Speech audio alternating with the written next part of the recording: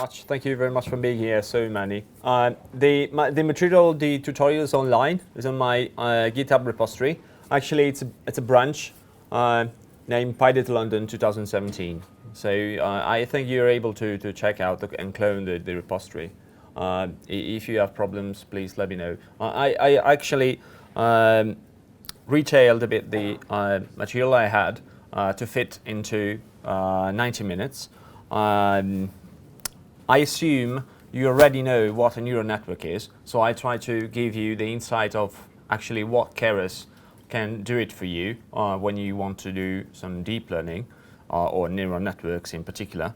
But in any case, if you have dots on questions, feel free to interrupt. And I try to make this session more interactive as possible. So you will find many exercises along the way. So the very first step is to clone this repository with the command you see on the screen. Please be sure that the branch PyData London is in the clone command, because the master actually is a bit different. It was supposed to be a 3-hour tutorial actually, and you will find I don't know if it's too tiny. Maybe I try to increase the font a bit. Okay, so I named this tutorial 10 steps to Keras. My original idea was to have a series of 10 notebooks for the steps to guide you through the different features of the Keras library. This is the reference. I'm actually running in case you have the material already on your machine, I'm running the preamble here. So the very first notebook. So these are the goals for this session. So introduce the main features of Keras API. Learn how you may implement deep neural networks using Keras, and discover some internals of the framework and some peculiarities and features this framework has. So the original outline was this one. I slightly changed it to try to fit into 90 minutes. Actually, I'm not sure if we can do it, but we'll try it. So it's more or less the same stuff. I actually removed some part here, so you will not find any example of variational autoencoders in case you know what it is, or adversarial neural networks. But I will definitely happy to talk about that after the tutorial if you want. I believe we will cover 8 of the steps in these tutorials, but let's see what we can do. The requirements for this tutorial are quite simple. Actually, I know that you should be using Anaconda Python on your machine. I managed to have 2 environments already prepared for you in the repository. So in the list of files, you will find 2 couple of files here, which is deep learning OSX and deep learning.yml. These 2 are the conda environments you may use, respectively, using OSX or Linux machine, in case you have it. So you can just recreate the environment using those 2 files on Anaconda if you want. But otherwise, the requirements are quite simple. So Python and the set of standard scientific libraries. So numpy, SciPy, Matplotlib, Pandas, and scikit-learn. Keras will be the version 2, so the latest version. Actually, it's 2.04, the latest version. We'll be using it. And TensorFlow. You will find information in the README file, so I can show you it maybe. I'm sorry, I will go online on the GitHub. If you read it if internet works, hopefully. So actually in the README file, you may find some instructions on how you may set up Theano TensorFlow in case you have GPU on your machines. Okay, here we go. Okay.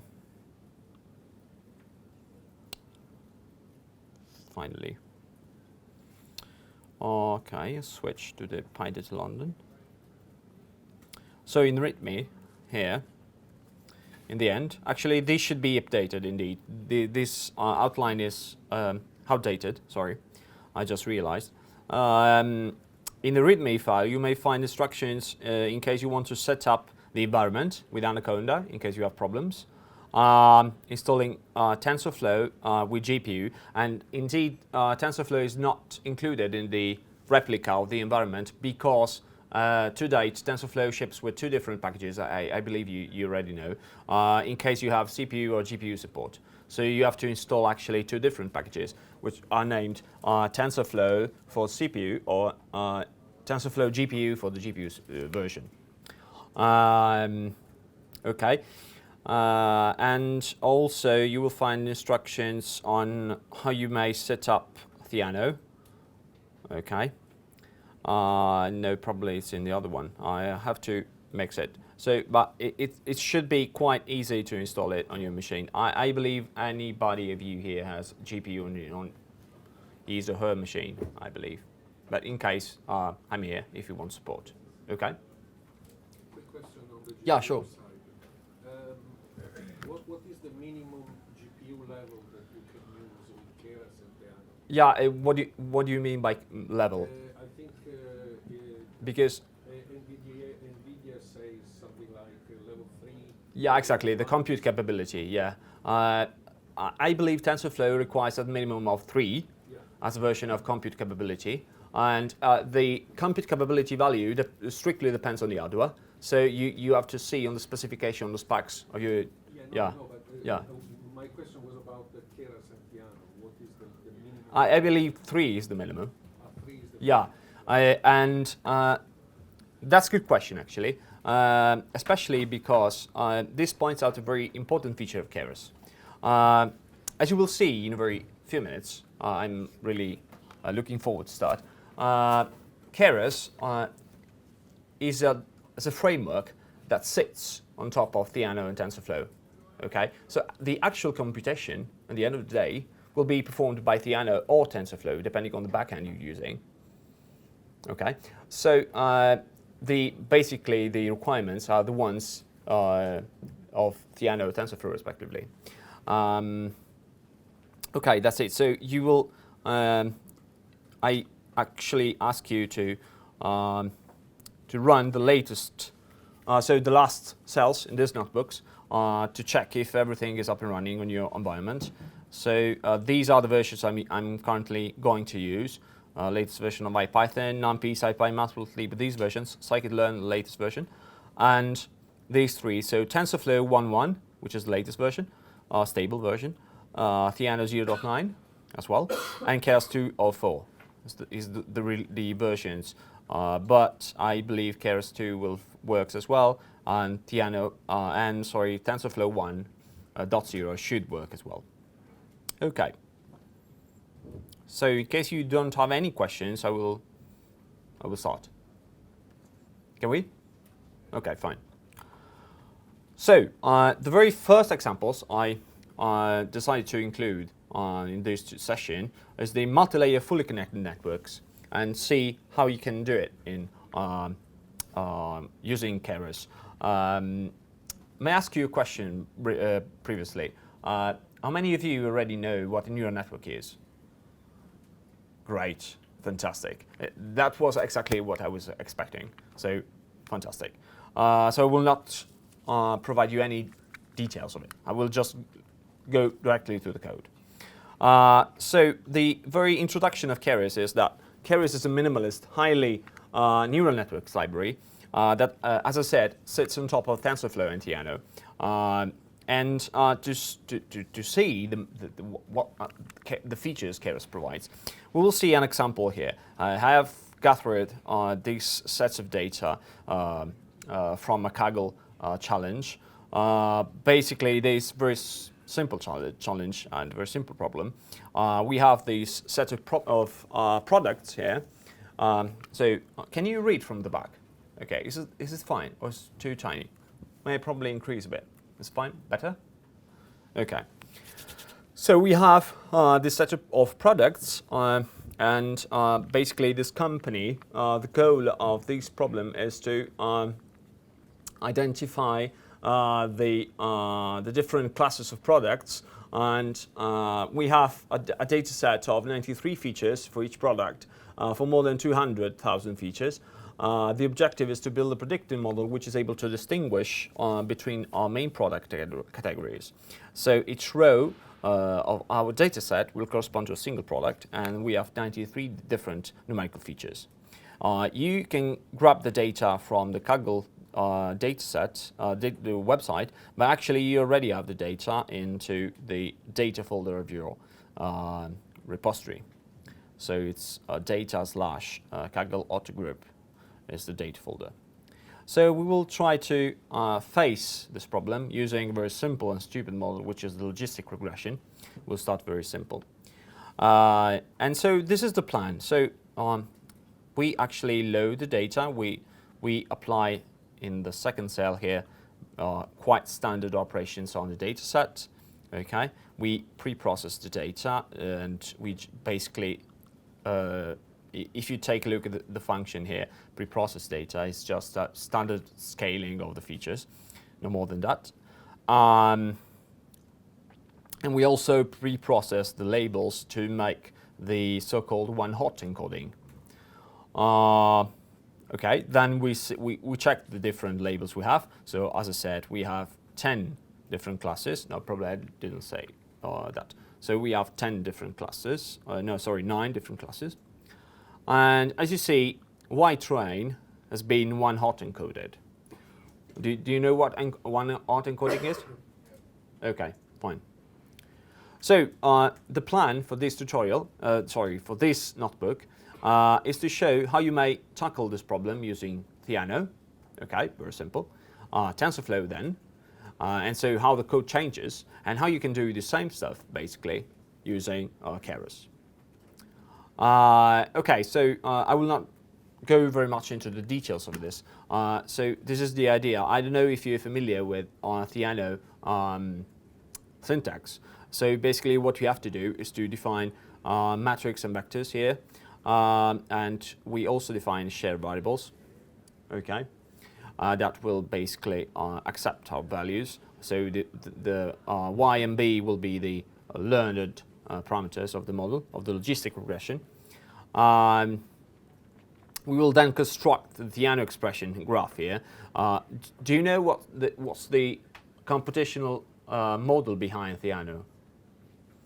You know, it's okay. So very quickly, both Theano and TensorFlow are based on a symbolic computational model. Okay, so this means that actually you're defining what is called placeholder from some framework. So you're actually defining the placeholders. You're not feeding into these objects any data yet until you basically run the compilation. In fact, if you import Theano for the first time, it seems to do some work because the import is not very reactive at the very beginning, okay? And that's because it's basically compiling on your machine. Theano and TensorFlow have differences, actually. They're not actually the same thing, but we may assume that they're the same for this tutorial, but they're very differences in the architecture and in the general design they have. Especially because TensorFlow, Theano was born definitely before the deep learning era, and on the other hand, TensorFlow is being designed with distributed computation in mind from the very beginning, and so that's why they turned up to be a sort of competitors nowadays, and Keras stands basically on top or in the middle, depending on what you fancy the most. So I will not go too much into these details of these examples. So I'm actually implementing here using Theano syntax, the logistic regression, and in particular, these are the functions. I'm actually implementing the updates, and what Theano and TensorFlow provides you out of the box is the computation of the gradients. Okay, so that's why you want to use it instead of implementing all this stuff in PyPython, because you already have all the functions and the gradient computation already there out of the box. Okay, so you may see that this is a quite not very intuitive syntax to do it, and it's very row level, I would say. It's very and you have to implement each step of your algorithm. Okay, so we are basically implementing the training phase here for the logistic regression. Another thing I actually missed to say is that we are implementing the logistic regression as a neural network indeed, because they're basically the same if you think of it. A logistic regression may be implemented as a neural network with a linear activation function. A sigmoid activation function. Okay, with just one layer. Okay, that's what I'm actually doing here. Okay, so it's just details. So this is just to show you what is the syntax you have to learn if you want to learn Theano. And on the other hand, you will see example on using TensorFlow. So TensorFlow is a bit different on some sense, but the feeling of the API is more or less the same you had with Theano, because you always have to define placeholders here, okay? And then you have to define variables here. But the very important thing is that when you actually creating these objects here, so here we're creating a variable and initialized with a set of zeros with these dimensions. What we are actually creating here are tensor objects, not real objects. What I'm meaning here is that these objects are just placeholders that will receive the data when you're basically performing the training session, okay, the training loop. And you will see in a bit how you can do it. In fact, if you basically, okay, let me try to run this cells, okay? Okay, sorry. Probably this is because I didn't execute anything here. So let me load the data. Okay, fine. So let me skip the arrow here. And okay, if I want to print x, okay, this is the tensor object. There's no value in it. Okay, so basically this is as it is a placeholder, an object that waits for values to be fed in. Okay, all these other syntax here, so scope, it's just to exploit very particular TensorFlow feature, which is the TensorBoard. But I will show you what what's the result of this. So we're actually defining two variables here. We're defining the activation, which is the softmax, so the classification. Then we're defining the loss we want to optimize, so the categorical cross entropy in this case. And then we define the optimization process, which is the stochastic gradient descent. All these libraries, and Theano and TensorFlow as well, provide you objects already out of the box, ready to be used, so you don't have to implement anything in PyPython. So then we just are creating the accuracy metrics, and we finally want to run the session. And to do it, we have actually to create the session object, okay? And we then initialize all the variables we have defined, okay? And then we run during this session. We're actually using very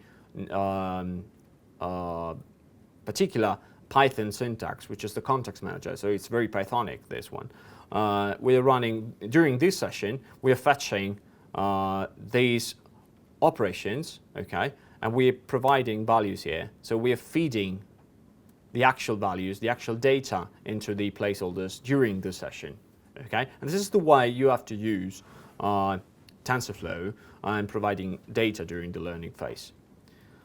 So if you run it, actually, okay, you have the accuracy changing, and this is the accuracy trend for all the epochs we have, okay, and final prediction.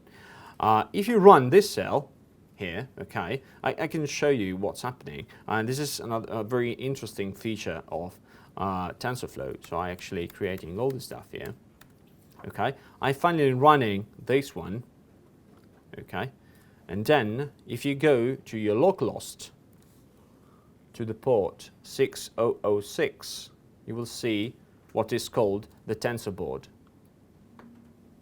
which is another nice feature TensorFlow provides you. If you're lucky enough, we will see something. Okay, fine.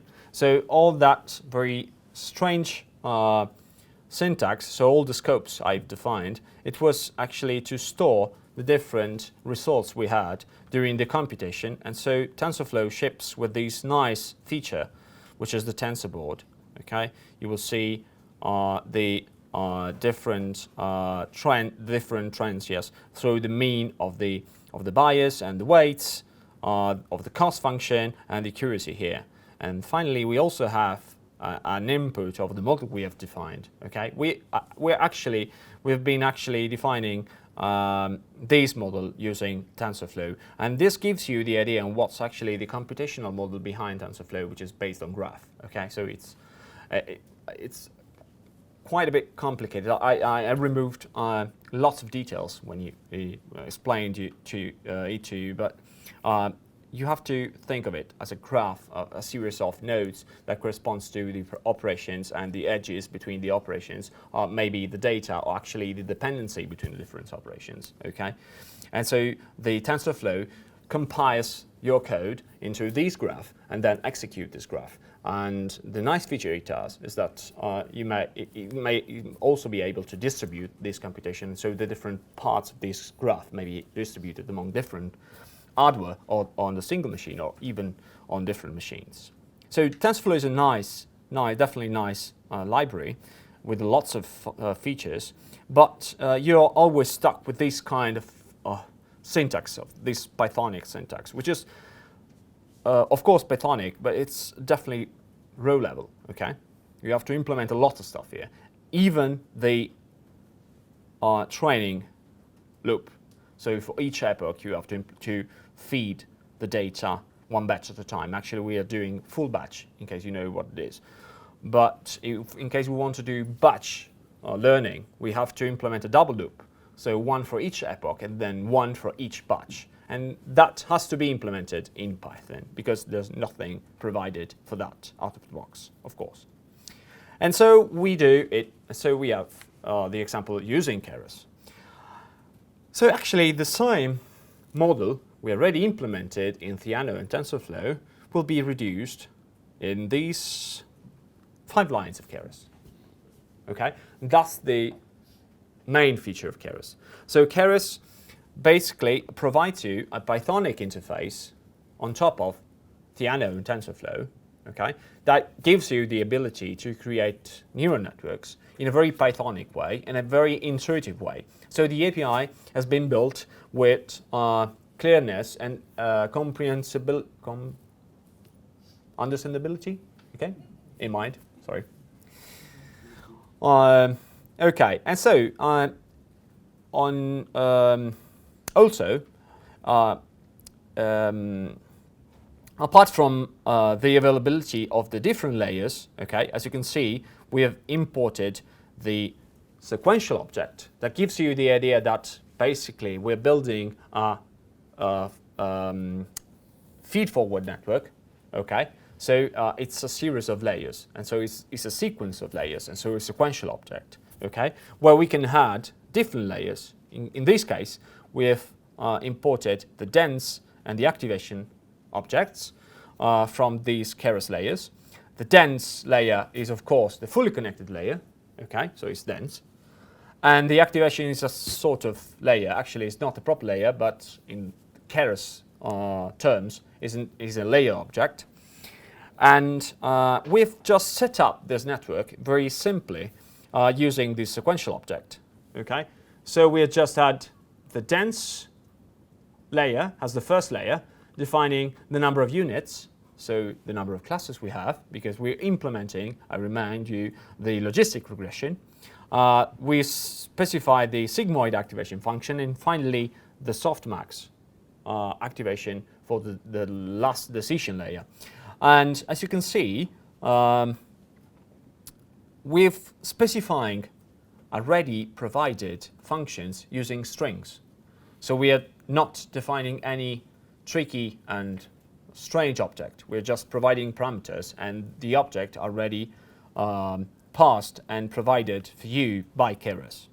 And the last two steps, the most important ones, the first one is compile, and this gives you the idea that Theano and TensorFlow require a compilation step before actually running the code. And this compile method is the method that basically does the job. So translates the Python object defined in Keras into the specific backend you're actually using. So Theano, TensorFlow so far. And finally, we have the fit method, which is the method we want to use to start the learning process. Okay, already provided for you. So if you run this code, you will see something like this one. So you see the different epochs running, and in this case, we actually have just the loss specified. So we see the trends of the loss here. And in the end, you will see that the fit function will return this object, this Keras callbacks history object. We'll see in a bit what is it. So it's quite impressive, I would say. Any questions so far? Anyone? Yes. So you're adding layers with a model. Yes. So we can actually Exactly. Yeah. Exactly. And you So specify, yeah, sure. the activation functions or how many nodes are there at that point. Yeah. Yeah. Can So- you repeat so- the question for yeah. the camera? Oh yeah, sorry. So actually the question was that we've been using the add method to add of the sequential object to add different layers to the network. Was it right? Yeah. Okay, great. So So we add them Yeah. to the network, but in TensorFlow, is that actually adding the operations to the graph? exactly, or is that- exactly. So the compile step, like what, is that finalizing the graph or what? No, actually the compile step is what is actually creating the graph in TensorFlow or on Theano.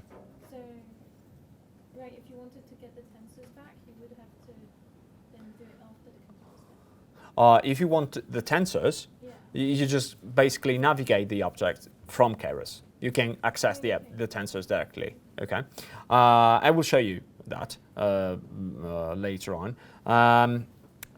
Another thing I would just want to mention is that maybe you already noticed it, but if you basically cut this file, so in your home directory, this works on Linux and OS X. On Windows, the path is a bit different, but in your home directory, after you installed Keras, you should have this file here, okay, which is keras/keras.json.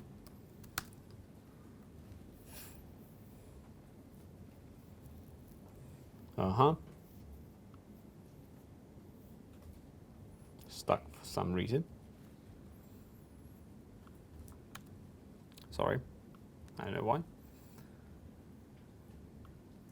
Okay, but anyway, this file contains actually the main configurations for Keras, and in these files you basically specify what is the backend you want to use. By default, it's Theano. For many reasons, but if you just want to use TensorFlow as the backend, you have just to switch this directive in the keras.json file. Okay, so that's it.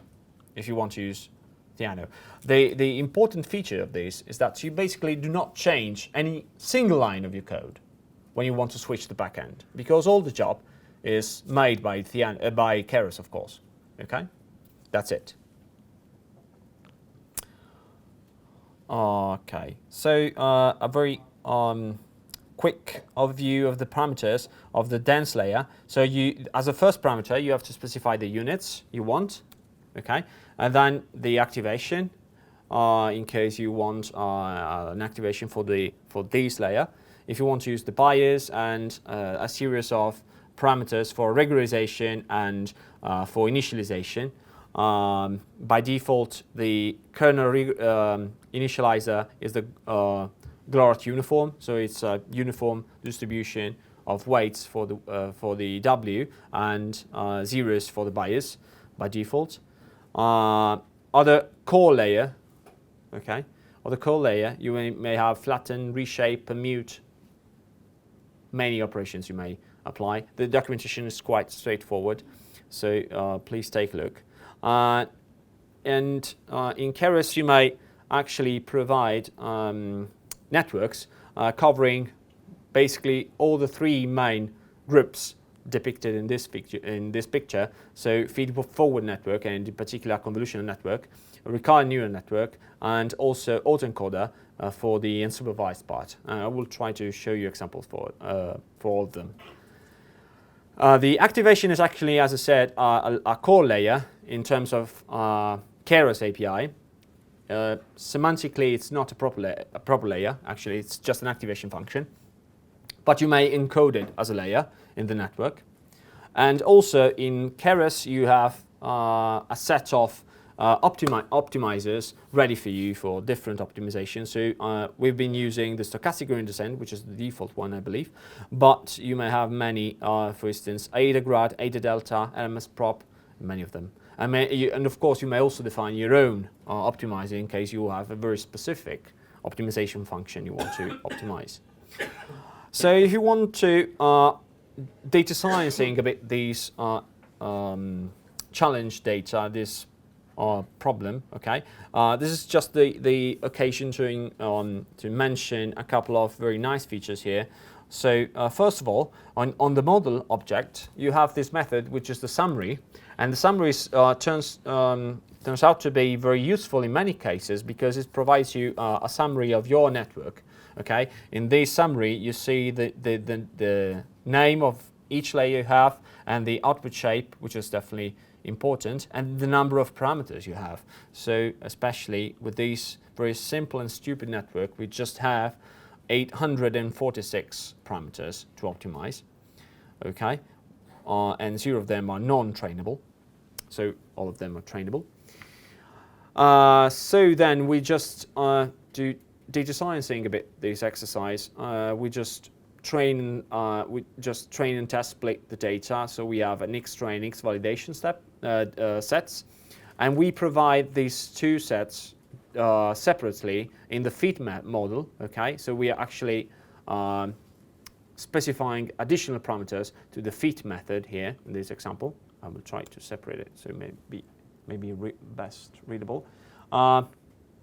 So we provide xtrain, ytrain as the data, and xval, yval as the validation data. We specify the number of epochs we want, okay, automatically, the verbosity here, level of verbosity, and moreover, the size of the batch in case you want to do batch learning. And finally, a couple of callbacks, and this is quite useful. Basically, Keras provides you the ability to inject callbacks objects imported directly from Keras API. So from Keras callbacks, we import early stopping and model checkpoint. Very intuitively, the early stopping is the most useful one here. The early stopping is a callbacks that allows you to specify a number of epochs you want to control and the specific function you want to be monitored during the learning phase, so that when, in this particular case, after 2 consecutive steps during the learning phase, the validation loss does not change. Basically, the learning stops without going on for all the epochs. That's particularly useful, okay, especially to avoid the learning rate to diverge during the learning process. And the model checkpoint basically stores for you automatically the best model found during the epoch, the different epochs. Okay, so we've just increased In this particular example, the early stopping is not very useful because all the 50 epochs have been performed, but you definitely feel free to change the value of epochs and see if something changes. Okay, so with these very few lines of Keras, we just defined a very single layer network. So what happens if we want to add more layers inside this network? And so we want to finally implement the multi-layer fully connected network. Just a quick sort of note about the notation.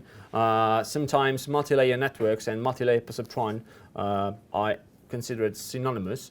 Actually, as far as I know, the multi-layer perceptron is just a multi-layer network with just one single hidden layer in the middle. Okay, when you basically have more than one hidden layer in the network, you're allowed to call the network a deep network. Okay, that's it.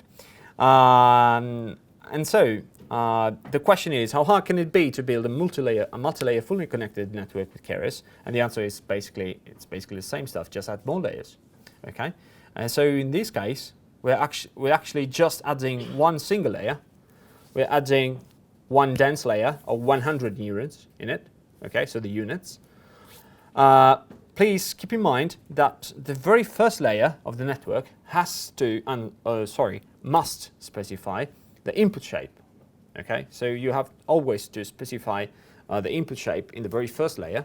In this particular case, we have just vectors of these dimensions, okay, already defined previously. And so if we print the network topology here, we have just one dense layer more than the previous example, okay? So here we have one dense layer and then another one, and finally the softmax activation function here. And so definitely the number of parameters have been increased definitely by so much. And so again, the code is quite the same. So we just fit again the model. Okay, I just specified 20 epochs here, but it's basically the same here. Okay, so now it's your turn. Try to play a bit with a Keras API and try to add even additional layer here and try to run and see if everything is up and running. Okay. Would you? No? Okay.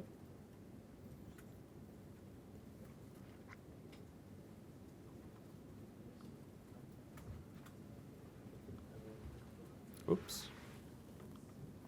I probably forgot.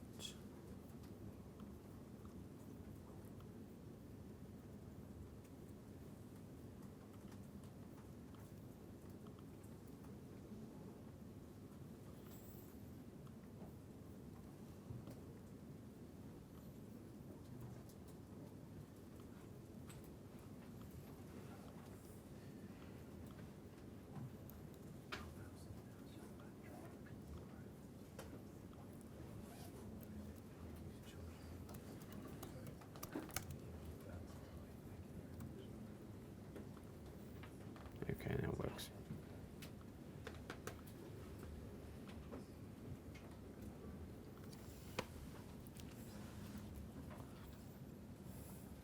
Probably one thing you want to do here is to add a summary before the fit. Okay, so probably something like model.summary may be useful, and then the fit here.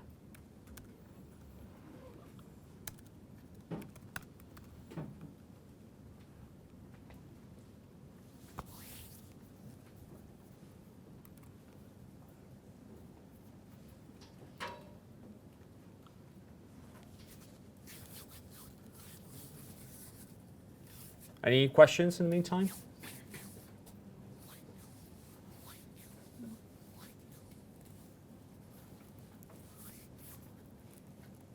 Yeah. So conceptually, the activation layer is nothing to do with the layer, it's just the activation function. Exactly.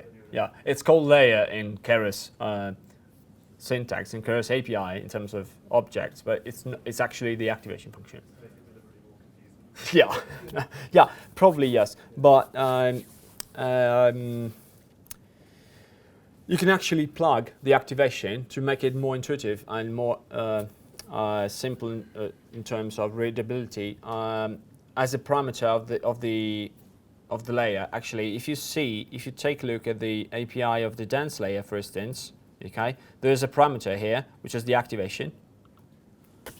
Okay, and as you can see here, this parameter may be the name of the activation function to use, so a string. Okay, or alternatively, an element-wise Theano function. If you don't specify anything, no activation is applied, so it's a linear activation. Okay, so in case you're using a standard activation, you may just provide it as a string in the definition of layer, and that's it. It's basically the same stuff. What you cannot do is basically the last layer should be an activation softmax, I believe. Yeah. Sorry, just to have some kind of intuition. Yeah, sure. On, say, you are using statistical gradient descent. Yes. How convenient is to use that versus other type of functions, and including as an activation function? What is there any particular advantage, or which use cases would be more for using sigmoid versus, I don't know, hyperbolic tangent or something like that? Oh yeah, it strongly depends on the problem you have at hand and the data you want. For instance, as you will see in the next notebooks, when you do convolutional networks, for instance, it's very rare that you want to use sigmoid functions. It's better to use, for instance, ReLU function, because the ReLU function is a nonlinear function, and when you do convolutions, you basically do linear operations, because the convolution is a linear operation, and so you want to add nonlinearity in the end, and the ReLU function has been proved to have lots of properties for this. On the other hand, when you do recursive neural networks, most of the time in the gates, in the internal gates, you use hyperbolic tangent as the functions, but it strongly depends on the problem you have and the data you have. You have to know a bit the data you want. Including, I don't know, in the literature, to Yeah. find clear guidance of this sort of thing. Yeah, I know. That's a matter of deep networks. My feeling about it is that deep neural networks are very effective once you've found your setting. Okay, and that's the difference with classical machine learning, I believe. With classical machine learning, you turned up to have a model, okay, which works in most of the cases quite nice. But with deep networks, you may outperform that model if you find exactly that settings you need. Otherwise, you end up in a very mess of parameters and hyperparameters you have to optimize. That's the problem of deep networks, actually. You have lots of hyperparameters to optimize, apart from the parameters. That is the matter of deep networks. Yeah, but is there say, an approach, like you mentioned machine learning? Machine learning, say you can test different models, Yeah. and then you see what is the output, etc. Yeah. So do you have to do the same here, basically? That's what Yeah, you're deep saying. learning is machine learning in the end. So, It's yeah. Okay. It's the same stuff. There's nothing different. What changes is actually the set of models you apply to the problems, because No it's free lunch here. there's no free lunch theorem. That's definitely yeah. Okay. In case you don't have any other question, I will move ahead. Was it simple to play with it? Okay. Nice. Very good. Any doubt so far? Any problem? Fine. It was very simple. Okay, so there is an addendum here, which is the Keras backend, and this is I will go through very quickly. This is something I just wanted to show you, which is something inside Keras, actually. So Keras provides you this model, which is called the backend. Okay, and if you see the internals of Keras, actually the Keras module, is it's in the middle between the Pythonic API of Keras and the actual backend. Okay, so you have to think of it as a middle layer between the code of the sequential object, for instance, and the actual backend, which is TensorFlow or Theano so far.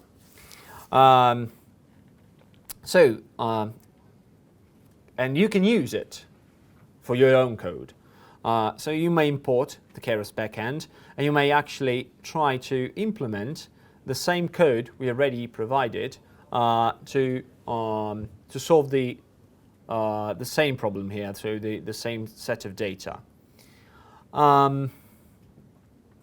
So this is the syntax of the Keras backend. So K is the Keras backend, and in the Keras backend we can also define placeholders and variables, just like we can do in TensorFlow. Okay, the very difference with this code is that when you use the Keras backend, you're basically guaranteed that this code will run on both the frameworks, on both the backends. Okay, again without changing any single line of code. Okay, so we are actually defining code here, which is not very strict to any single backend. We're not using any particular feature. It's a matter of Keras to translate these instructions to the specific syntax of the backend. Okay, but the feeling is that you're basically doing very row-level implementation here. So you have the K dot, K categorical cross entropy, K softmax. We're not back into the Python API. It's more like TensorFlow-ish API. Okay, something like that. So you can go through these example. As you can see, basically the feeling is that we're implementing in TensorFlow, but actually we're not. We're implementing using the Keras backend. And so if I switch the backend, so actually it was just one request for this notebook. If you run the previous cells, okay, and then you switch the backend in the keras.json file, and then you restart this notebook and you re-execute the instructions, that should work, actually works, the same way without changing any single line. Okay? That's the power of Keras, indeed. I find this feature quite outstanding, I believe, because this saves you a lot of time, especially when you have to do, let me say, very general and not very narrow deep learning code. Okay, when I say narrow, I mean very specific and very highly optimized code, in the sense that you want to actually trick and you want to implement very specific non-standard functions. Okay, and when you want to do it, at the end of the day, it turns out to be very effective to use Keras, especially because the two different backends, I mean Theano or TensorFlow, have differences in the way they allocate the memory on the GPU, for instance. Okay, that's a matter that you have to face sooner or later when you do these kind of things for real on the GPU. Okay, and they have this was true especially a few months ago. They had very different behaviors on it, and it was very nice to have that very simple feature to switch the backend to see if the memory allocation worked well using TensorFlow or Theano without changing any single line of code. It's just a matter of changing the file. Yes? But is that something you do often to switch, and why would you switch? No, it really depends, okay? But in my case, I end up using it because at that time I was using TensorFlow. That version of TensorFlow had problems in allocating memory on the GPU. I was processing with a very deep network, lots of images, Okay, and I switched to Theano because at that time it was more efficient on that particular hardware I had, and that was it. So I just changed the backend and I was done in 1 single second, I would say. That's very simple. Okay. Okay, so I would skip this exercise if you don't mind. This exercise asks you to use the Keras backend, implementing the linear regression, not the logistic regression this time. So it's a slightly different example. But you should have the solutions, okay, in your repository. I didn't remove it. So actually I can show you them. Oh, sorry. Why not?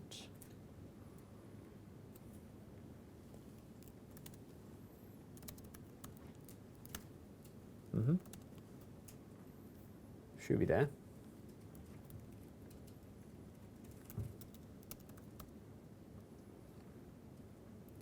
What was it?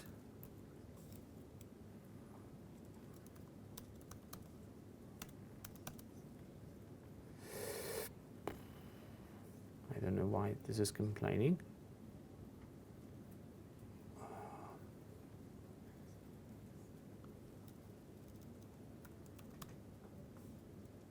Okay. Okay. Sorry. It was a typo, I believe. Okay. So we're defining the model and the loss here, and we're defining the gradients and the updates. It feels like implementing in Theano and TensorFlow, but I promise this works with both the backend. Okay, but it's still Keras code. And so again, we have to implement the training loop here. And if we want to plot the history, again, it's just the same stuff. Okay? So I load the solutions for you. It's basically the same code already presented previously for the logistic regression here. So a final note, if you switch the backend, please go back to TensorFlow before moving on, because it may be useful in some next notebooks. Okay. So any questions so far? Yes, please. I'm sorry. When you do, sorry, I cannot hear you very well. Hadoop, yeah, sorry. Well, I really don't know, in the sense that I do not have any specific experience for it. I know that TensorFlow has some support with Hadoop, but I cannot say more than that. I'm sorry. Sorry. Any other question? Yeah, please. Could you summarize this business of the backend again? Yeah. So is this a bit more of a detailed approach? In some way, Yeah. between the thing that you did before and Exactly. Exactly. And what advantages does this have that the other one didn't? Yeah. So, good question. As for this notebook, this was basically to give you the idea that the Keras backend exists and it's there. Most of the time, you end up using the previous version, so the sequential object. Okay. Sometimes it may be useful in case you want to implement custom functions. Okay, so in case you want to implement your own optimizer or you want to implement your own custom layers, you end up using these backend functions. Because, for instance, when you have to implement the learning of a layer, you have to use the Keras backend functions between tensors, because these functions have been already defined to operate between tensors. And so when you want to do the mean, for instance, okay, imagine you want to define a custom layer that has to basically average the values of sets of neurons, okay, to a sort of pooling, okay. You want to implement a sort of pooling layer, downsampling layer, okay. When you want to do the mean between the values of the neurons, you have to use the mean function defined in the Keras backend. That's it, okay. It's customary, yes. But in case you prefer this sort of flavor, okay, to implement the neural network, you can do it, okay? It's not highly suggested because Keras provides you a lot of code ready for you, okay, so it's basically reinventing the wheel sometimes, but in case you want to do very specific things, that's the module you have to use. And if you take a look at the internals, okay, this code is what is actually used in the Keras code when it has to translate the operations to the real backend running. Okay, so keep this in mind. Keras is not doing any operations on the GPU on its own. It's just delegating the operations to the specific backend. Okay, so it sits on top of it. Okay, may I move on? Yeah, sure. There have been other two famous neural network libraries that are like Torch and PyTorch. Uh-huh. MXNet. Is there some sort of impedance mismatch? Why what are the reasons of Keras not supporting them? Okay, that's a nice question indeed. As for Torch, I don't know it in the very details. I know just that PyTorch has been released very recently, I think a few weeks ago. It was just Torch, so it was Lua and not Python. And I probably think that PyTorch just support Python 2 yet. I don't know. Anyway, it's not a matter. As for the MXNet, there are some rumors that says that there's an MXNet backend to be released for Keras. Okay. For sure, there is an implementation going for a Keras backend for the CNTK framework, which is the Microsoft deep learning framework, and they're implementing a Keras backend for it. As for MXNet and for PyTorch, I didn't know anything. I cannot properly answer the question because I don't really know the features of PyTorch, so I don't know the mismatch. I've been told that PyTorch is better when you want to do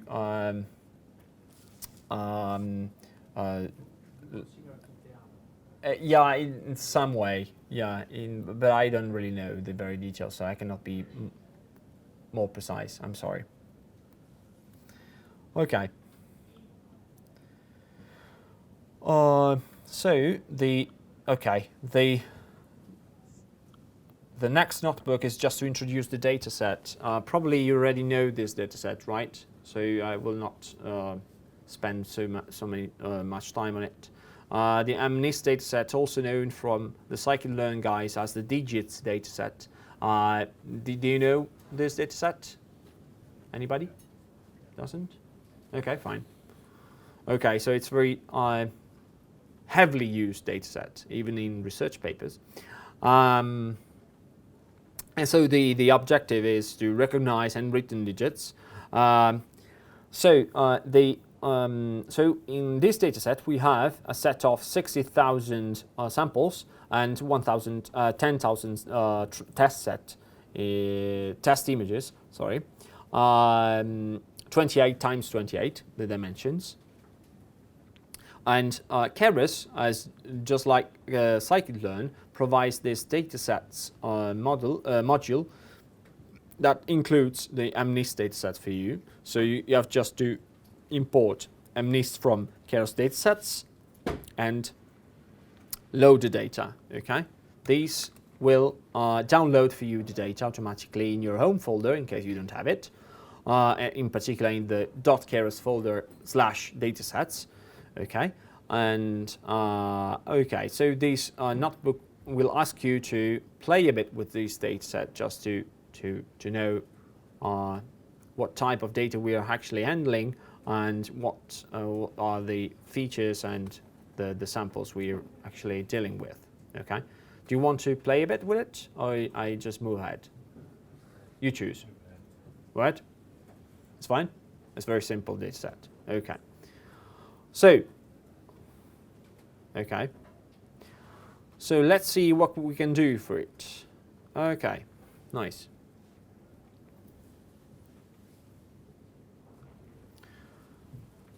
Okay, so we try to implement in this notebook a fully connected layer, feed-forward network, on this data, on digits data. This is a sort of recap. Actually, the fully connected layer has the sigmoid activation function in each hidden layer.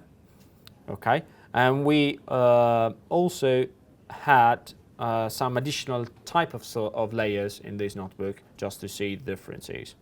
We will keep the definition of models using the sequential objects. Okay, and so and then we introduce a new activation function, which is the ReLU function. Okay, I believe most of you already know what it is. So the ReLU function is this function here. It's the maximum between 0 and the actual value. So it basically drops out any negative value here. And it has a series of mathematical properties that have been proved to be very effective concretely in real problems. Okay.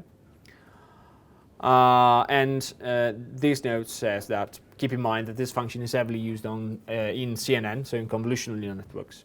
Okay, so the very first exercise I would kindly ask you to do is to implement this network. So it's a fully connected layer with 512 neurons plus a ReLU function as the activation, and then repeat this twice, so 2 times, and then fully connected layer in the end with the number of classes plus the softmax for the activation. Okay, actually there's this code down here. Sorry, I forgot to delete it. I'm sorry. So this is actually the solution, so we'll go ahead. It's quite simple anyway, isn't it? It's just like sequential object again. Okay. Please note the different imports I had. So we import from models the sequential object, and then from the layers core we import dense. No, actually dropout not yet. It will be used in the next series of cells. And from the optimizer we import the stochastic gradient descent. So in this case, the only thing I would like to point out from this example is that differently from previous examples, I'm actually plugging inside the compilation a Python object as the optimizer instead of a string here. Okay, and this means that this object may be configured, and you want to do this in case you want to tune the default parameter. That's the only case you have. For instance, when I'm using these, so from Keras, no, sorry, let me execute it. Okay, this has to be executed as well. Okay, so if I want to see the documentation of the stochastic gradient descent, okay, so you will see that the parameters are the learning rate, which is 10 to the minus 2 by default, the momentum, which is 0, the decay, which is 0 by default, and the Nesterov optimization, which is momentum, which is the false by default. Okay, so if I'm basically creating this object here, I'm passing this SGD string, I'm actually doing the same thing. But in the case I want to tune the learning rate, for instance, I can actually just do this one. SGD learning rate equals to, I don't know, 10 to the minus 10 to the minus 3. Okay, so I'm plugging the optimizer object with this specific parameter. Okay, and as I said previously, most of the time you end up optimizing the hyperparameter you have in your networks, and we will see there is a specific notebook for it. And another new thing we're doing here, we're actually plugging the metrics we want to optimize during the learning rate. the learning phase. And in this case, it's the accuracy. Okay. So after the compilation has been done, okay, we prepare the data, and in particular, if we load the data, okay, let me just execute these 3 lines here. We skipped that from the previous notebook, that's why you don't know it. Okay, so we load the data, and if we take a look at the shape of this data, okay, we have 60,000 samples, as we expected, of this dimension, 28 by times 28. But the very first layer of our model, okay, is expect an input shape which is 784. Okay, so we have to an important thing to notice here: the number of units you specify as the first parameter of the layer is the output units. Okay, is what you expect in output. Okay. Is that fine for you? Okay. So, so we expect these dimension in input, sorry, and so we have to reshape the data to fit into the network, and so we do the reshape here, which is 28 times 28. Fine, and then we specify the data as floating point numbers. Actually, if you're using GPU, this is another trick I can share with you. It's not a trick, actually, it's a sort of lesson learned from the experience. If you're dealing with integers data, which is not the case, of course, but no, actually it is the case, because we have grayscale images, so from 0 to 255. If you're running this code on a GPU, there's no way the GPU can use the integer data by default. Actually, especially I think TensorFlow has not has no kernel, it calls it, so has no operation for integers on the GPU. Okay, so you have to convert it as floating point numbers. Okay, so that's why I'm using this as type here. And then we put everything on a grayscale to be sure. Okay, and finally we convert our set of classes using the one-hot encoding, and this function, toCategorical, has been imported by the np utils module from Keras as well. Okay, so we're using Keras code here, full Keras code. Okay, then we we train and test split the data. Okay, to create the training and the validation set. Okay, so we have this shape as we expected. We print this image. Oh, I'm sorry, I missed the import. I'm so sorry. I missed this one. Okay, so we're printing this image, and to cross-check, we see the corresponding class in the Ipsum train, in the Y train, sorry, in the Y train. So it's 1 corresponding to the 5, which is what we expected, and we print another one from the validation, which should be 4. And so the one-hot encoding puts the hot bit to the 4 class, which is fine. Okay, then so we fit our model here. It's just 2 epochs, but feel free to increase the number of epochs you want.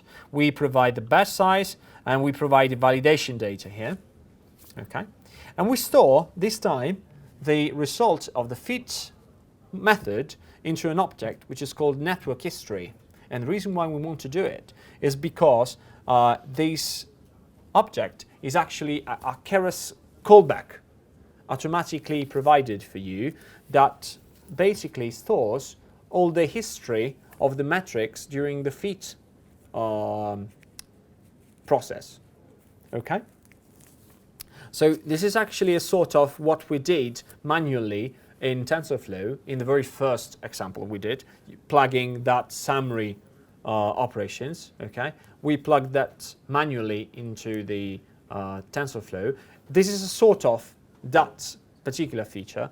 To be honest, there is another callback in Keras, which is the TensorBoard callback. I didn't have the time to add that example into these series of notebooks, but actually if you're using TensorFlow as the backend, you can plug another callback in the feed method, which is the TensorBoard callback, and so Keras is automatically integrated with the TensorBoard, which is a TensorFlow feature.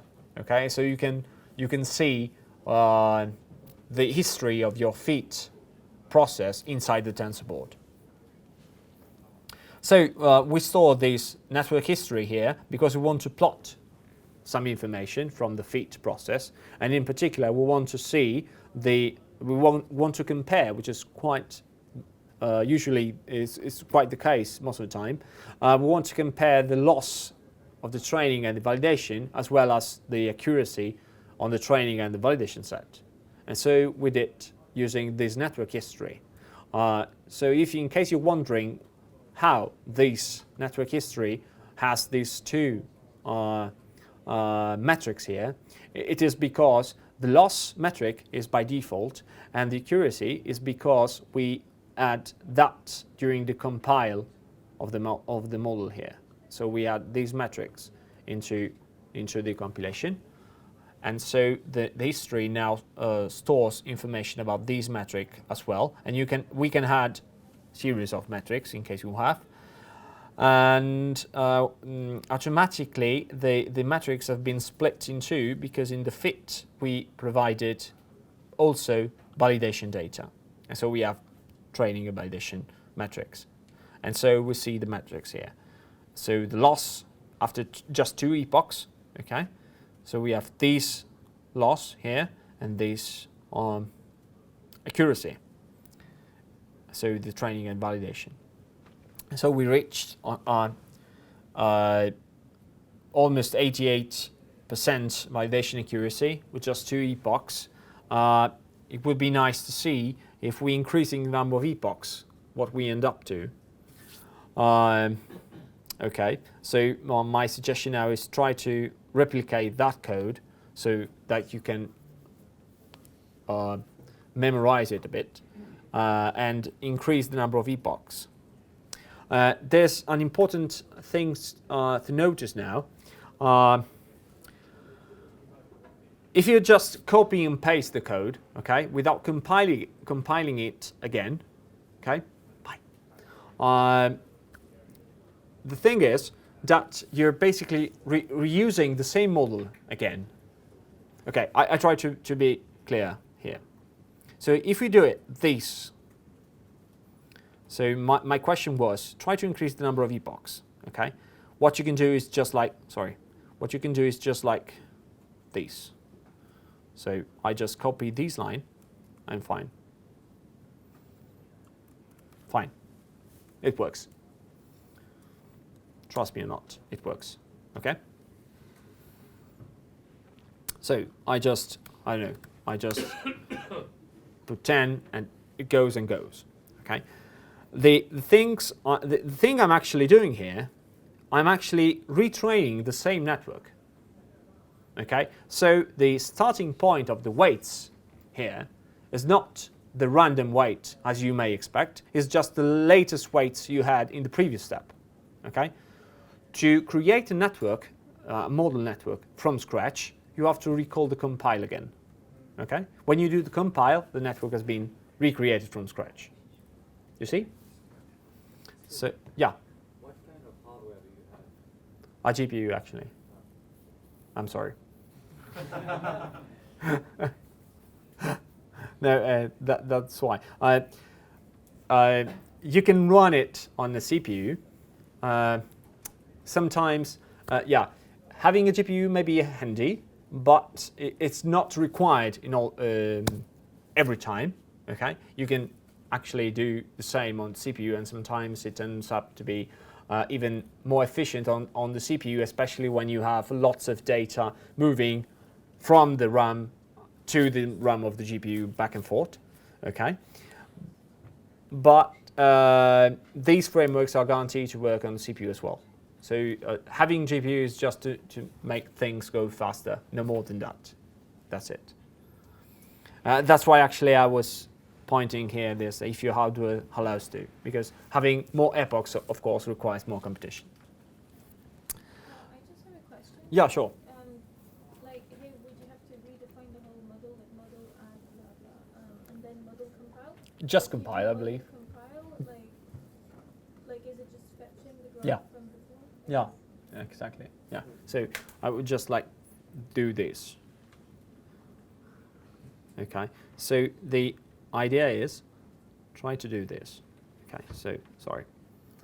Where is it?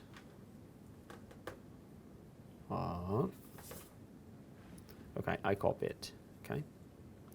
Anyway, I recreate the model from scratch.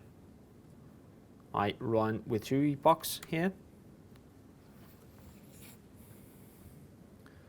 Okay, so I got these validation loss, validation accuracy.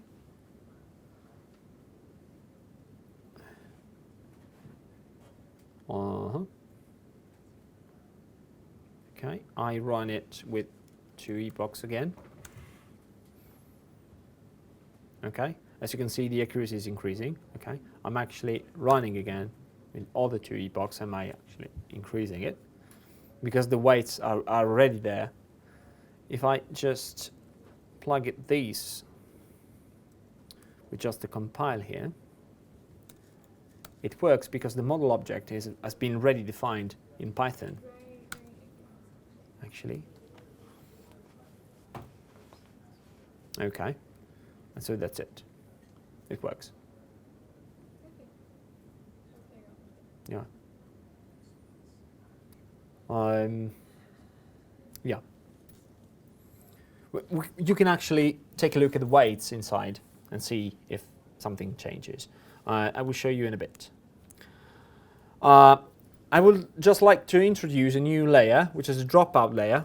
A dropout layer is a very simple layer that turns out to be very handy in many cases. It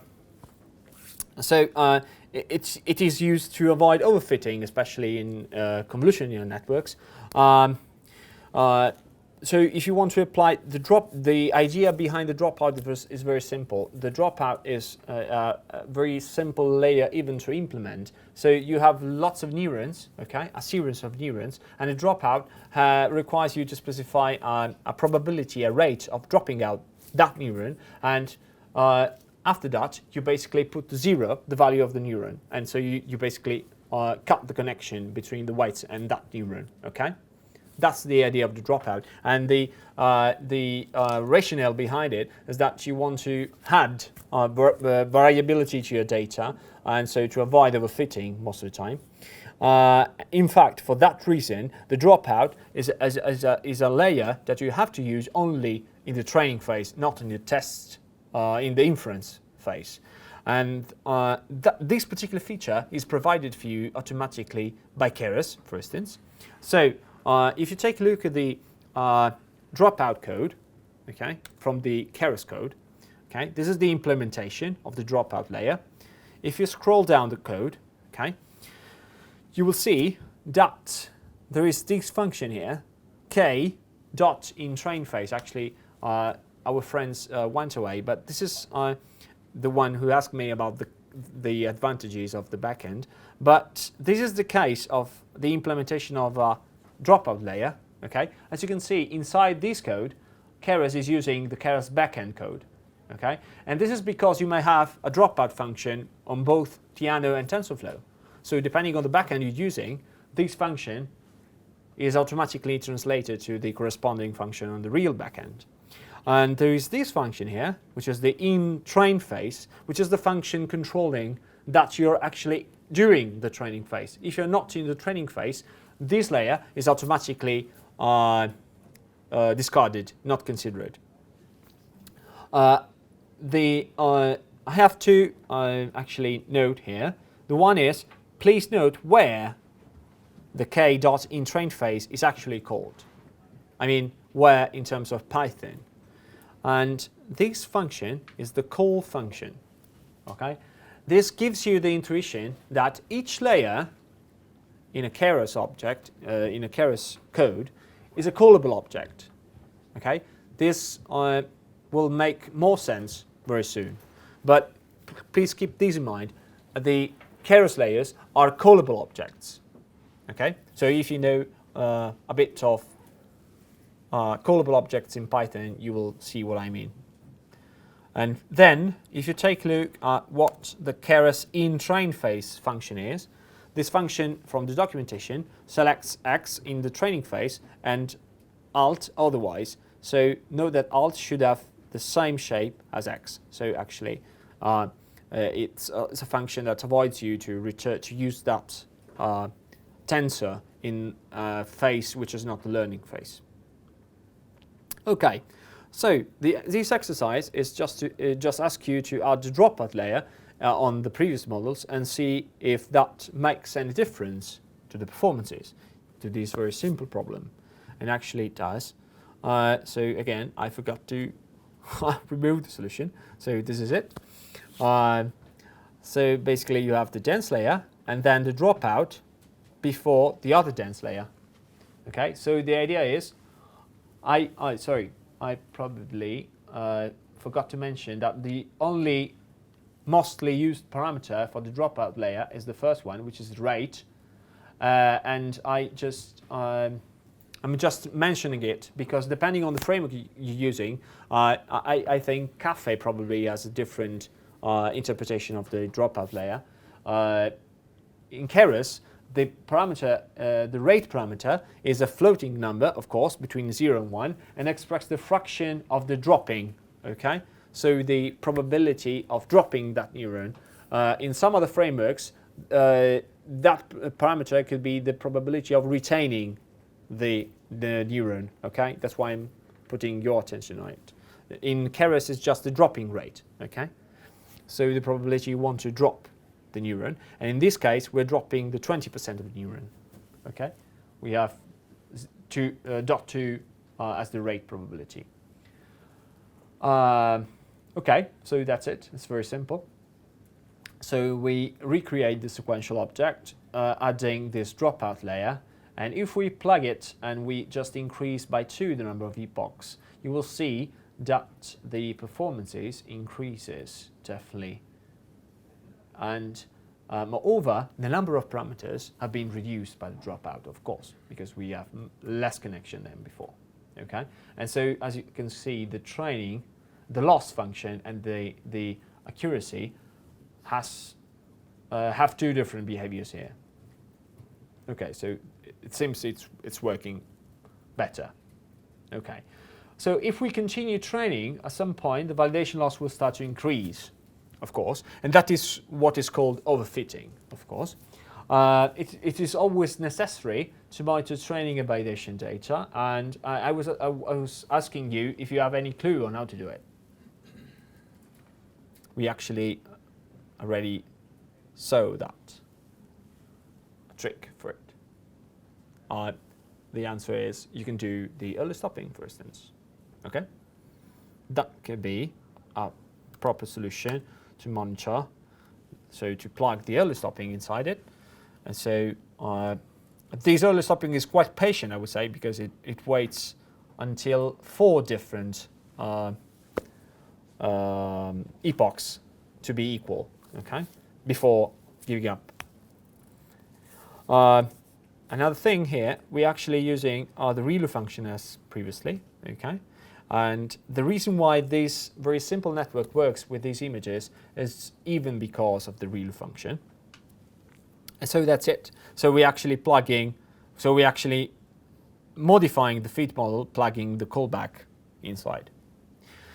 So to reply to our previous question, how you can actually access the tensors inside the sequential object, okay? So we may rephrase the question by how can I inspect the layers inside the network? We already saw the summary method, okay? So we have the summary of the models, okay? But the sequential object has this property, which is the layers, which is an iterable through the different layers you have, okay? And so we can actually print this information and we can access directly this information. Model is still the sequential object. We have the input and output property that are the input and output tensors respectively. Okay, so you can have model.input is the tensor object, okay, which is the very first layer with this shape. When you see these, okay, as a sort of note, when you see this question mark here, this means that any number you want, okay. Most of the time in Keras and in TensorFlow as well, this has been indicated by a none as the very first parameter, and the none in that particular case means any number you want. So any variable, the first dimension of that shape, of course, is the shape of the samples, and that means that tensor works for any number of samples you have, of course. Okay, so we're not strict to any specific number of samples and these set of features. So we go through the network configuration, okay, and so we see we're actually printing the name, this trainable flag, okay. The name is the name of the layer, automatically assigned because we did not specify any name when we define the layers. We can do it. Most of the time, it's quite handy to do it, especially when you want to access directly a single layer inside the deep network. This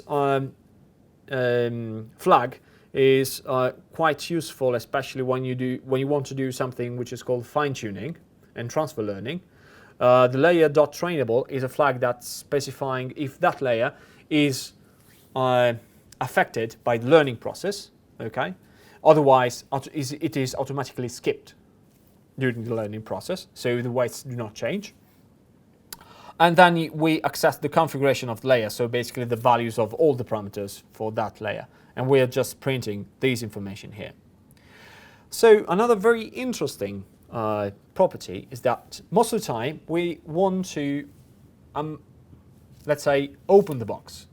So when we are dealing with deep networks especially, okay, we end up having series of layers, one after the other. And this is especially the case of feed-forward convolutional networks, when you have convolutional filters and fully connected layers, just like these ones. And so sometimes it may be useful to see what's actually going on inside the learning process, and so inside the layers. And so you want to see how the network is actually seeing the data inside. And this is actually the code I want to share with you here.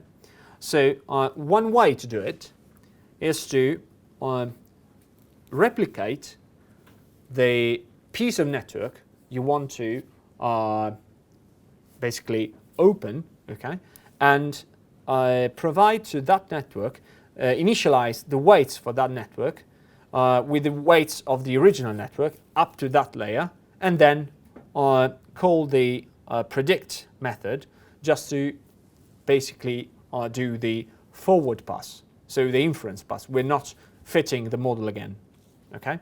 Is that clear, the idea? It's quite simple. Okay, so having that previous network in mind, so the one with the dropout, we want to see how the images looks like, how a single image looks like in this layer here. So we create a new network with these 3 layers, exactly the same as before, and then we iterate. I called it model truncated. We iterate over the layers of the new model truncated layers, okay, and we set the weights to these. We set the weights to these layers using the layers of the weights of the original model. Okay, it's quite handy. It's quite useful to do. It's quite simple to do. And then we compile this new model. Okay, so as to cross-check, we check that, for instance, the weights, okay, for the first layer, so layer 0, is totally equal to the weights of the layers of the original model. Okay, and that's true. The 0 here is because get weights basically in this case returns a couple of arrays, or tensors, if you like. One is for the weights, the other one is for bias. I'm just comparing just the weights. Okay. And so finally, I end up predicting the representation of the layer with these hidden features. And so the shape of these is 45,000, and that's the shape of the X train. In fact, that's the shape of X train. So it works. And the number of features is 512, which is exactly the number of neurons we have in output from that layer. And so it seems to be working. So if we want to, most of the time, if we want to see a proper representation of these features, okay, we want to do some sort of projection of the data in what is called an embedding layer, okay. In this particular case, I'm using the TSNE algorithm. You maybe want to try different algorithms. For instance, the multidimensional scaling is another one, quite heavily used. My experience with this is that you basically, the TSNE works very well in combination with deep networks, because the TSNE alone works very well with lots of data. When you have very few data, TSNE is basically random guessing. Okay, so multidimensional scaling is definitely better most of the time. But when you have lots of samples, the TSNE is definitely good. So we're actually projecting the data we have in this 512 space into this two-dimensional space because we want to plot it. I'm actually reducing the number of samples we want to plot for computational reasons. Okay, and then I'm doing some trickery to create the plots here. This is what you got basically. So the images, you can see that the number 1 is quite good classified from that network. Probably it's the same case of the 6 and the 2 here, but you have some problems here with the 9 and 7. Because probably some handwritten may look like 7, according to the network, of course. And there's a lot of confusion here between these digits. So it's 9, it's 7 again. No, it's not 7. This is 4. So it's 9, 4. The 5 is a total mess here, according to this layer. Okay. And so I believe these are the most complicated features to classify. One thing probably wiser to do in the splitting, in the very original splitting, would be to do stratified splitting. I just applied a train test split, so it's not very wise. In real cases, you want to do a stratified folding and maybe even a cross-validated stratified folding. But that's it. I actually provided the Bokeh interactive chart as well, in case you want to play with it. And so you can actually play and zoom inside. So this is Bokeh, of course. It's very handy and useful most of the time. Unfortunately, there is no support for 3D in Bokeh, so you may end up using different libraries to do 3D. But if you have 3D for TSNE, it's quite appealing actually and very effective. Especially because you're moving between the images. That would be definitely nice to see. Okay, but this is what you want to do when you want to basically open the box and see what's inside, what actually the network is learning. And this is useful to do, especially at different layers. So you may think of it as a series of probes you put inside the network. Okay, and so you basically get the hidden features, for instance, of the first layer, and then the third layer, for instance. I'm just saying numbers, and the fifth layer. Okay, and so you see how the different data are differently represented inside the network, and so how the learning is changing the representation of features. Okay, so I believe we're running out of time. I'm sorry. So it went even worse than my expectation. I'm sorry. This exercise is here for the multi-dimensional scaling, asking you to try a different manifold, and also to extract the hidden features of the first and the last layer. So, but now you see, you know how to do it. Okay, so we left behind lots of stuff actually, but you will find all the materials in the notebooks. I will be here for the whole conference, so feel free to catch me up and ask me questions, no problem. So very at glance, you will find in examples with convolutional neural networks and hyperparameter tuning, and so this is particularly useful when you want to do hyperparameter. Indeed, Keras provides you this wrapper for the grid search in scikit-learn automatically, so you can use the grid search from scikit-learn inside for Keras objects. But indeed, there is also this library to do that, which combines basically Keras and hyperopt. So hyperopt is the library for hyperparameter optimization, with a name which is not actually a cool one, I would say, but that is it. And it's quite useful to use. And so you also find examples with deep neural networks, and so how Keras provides you automatically the implementation of very deep networks, so VGG 16, 19, and residual networks also.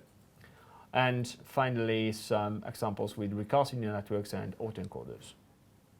Okay, so that's it. Thank you very much for your attention.